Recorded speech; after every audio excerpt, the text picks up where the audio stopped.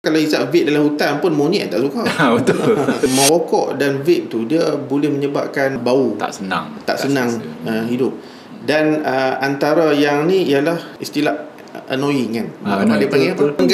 Mengganggu orang. Sebab tu kalau kita pergi kedai makan contohnya kan, kita duduk makan roti canai, tiba-tiba asap kiri kanan datang, kita pun kalau asap roti canai tu okey kita terganggu lah. Betul kan? Hilang selera. Jadi hidup kita ni bukan kita sahaja. Betul kan, kita hidup bermasyarakat. Kalau hisap vape dalam hutan pun monyet tak suka. Betul.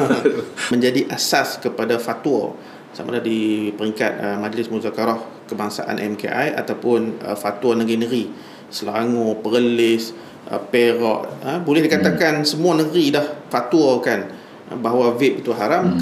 Kenapa? Sebab ada unsur kemudaratan di situ kan, boleh memudaratkan diri.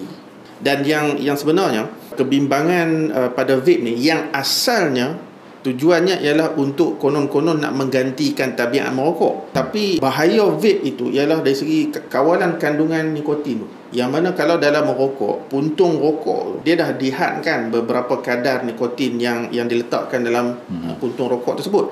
Kadar nikotin dalam vape sebenarnya dia bergantung kepada vapor tu sendiri. Kalau kita tengok yang dijual di pasaran, ada yang 10%, ada yang 5%, kan. Kalau dia pandai alter, dia kata aku nak power sikit kan.